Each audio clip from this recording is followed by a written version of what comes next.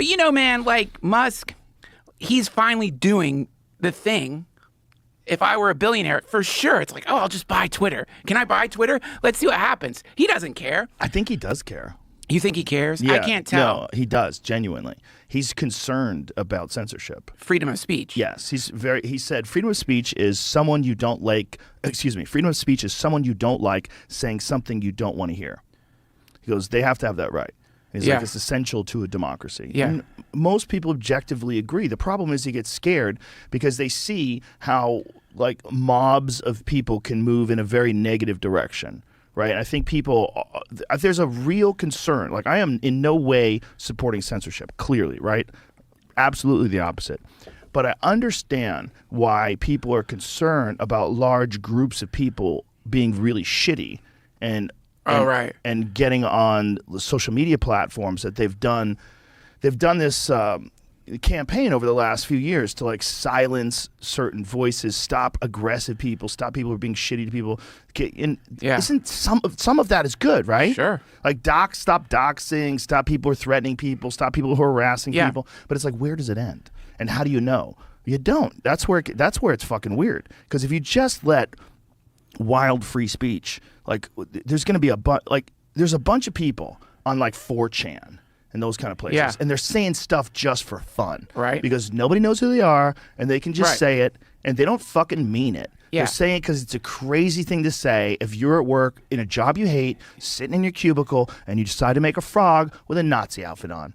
And it doesn't mean you're a real Nazi, and it doesn't mean you hate anyone. It's edgelording. Edgelording. It's an edgelord. Those people they're confined to small corners of the internet right now. And if you just let them loose, if you let the frog people loose, like you remember the frog people during the Trump campaign? Yeah, of course. They took over the frog. The frog guy, the guy who made the frog was so sad. I had him on my podcast. He's very cool. What did he say? Just what the fuck? The frog was never a Nazi. The frog was like funny and sweet. Was he upset they took his frog? Yeah, it was. I think it would be a little bit like the first person who had the Hitler mustache. Wow. You know what I mean? Like imagine, and then Hitler sees it and he's like, God, that's fucking cool. I'm gonna start having a mustache like that. And you're like, no, it's like that. But also, I don't know how many people know that like they discovered an Egyptian god, and again, this could all be trolling. Kek, the god of chaos, who happens to be a frog. So so within that, whatever that was, an actual like chaos magic was being, they were calling it meme magic or whatever, but they were like actively doing chaos magic, and a lot of their rituals seem to have worked to some degree. So yeah, I know what you mean. Like the question is, in a world where we don't even know how many of these people are human who are writing shit on Twitter or wherever. Look at GPT, what is it, 3 or 2? The AI that like completely imitates human beings. Like, have you ever gone to the...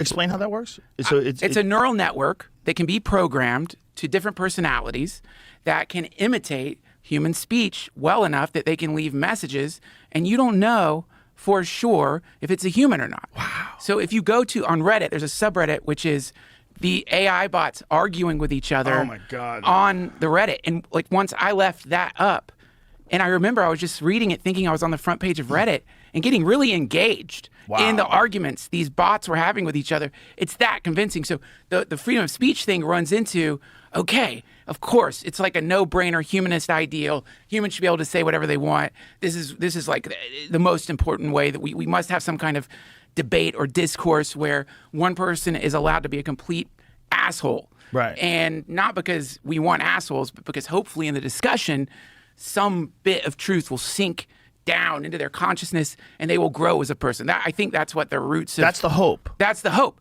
But what if the person is a robot, is an AI device that is being made to have certain personalities that represent demographics that you're trying to manipulate as a corporation or a state or whatever?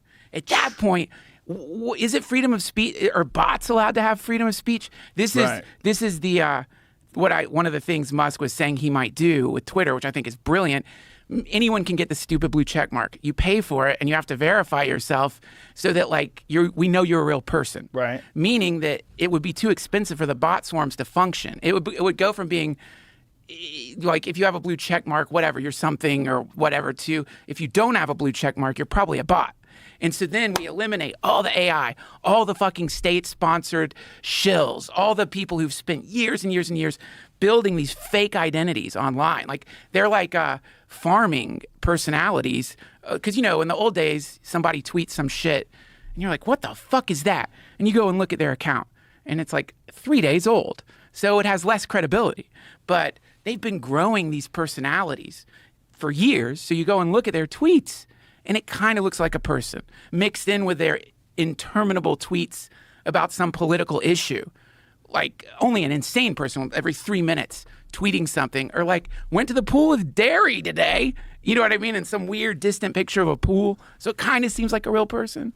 Anyway, the point is the freedom of speech issue is right now we're running into the problem of brand new technologies that aren't even human, that are being designed to influence public discourse in a way that's going to push the needle towards whatever it is, right. Whatever your laws your corporation wants, whatever the state wants. And we know for sure they're being implemented that way? Fuck yeah. These bot swarms, they found in the Ukraine, they found like one of these like creepy shells of phones. It's just phones. I've seen those. But I didn't know they were running an AI. I thought like people were manually typing in messages because I know they were doing that first. I think both things are happening. Yeah. Like,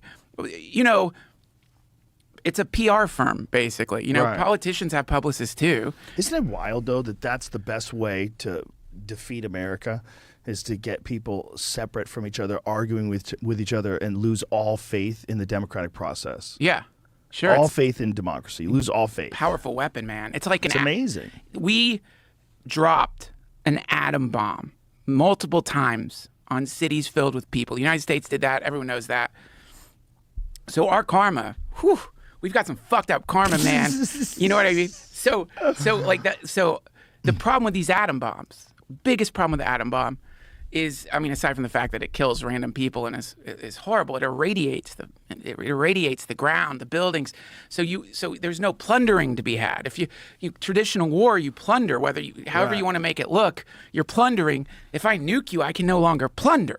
So this is why biological weapons are desirable, because then it burns out the biome in the area. Wait a little bit, and then you can go plunder. But even better than that, get into the fucking minds of the people in the country that you want to invade, and then just change their minds so that the country shifts into what you wanted that country to be. Now you didn't even have to do anything except they're yours. They're believing in you, and then in that, the country starts falling apart. The CIA, by the way, this is one of the things they do.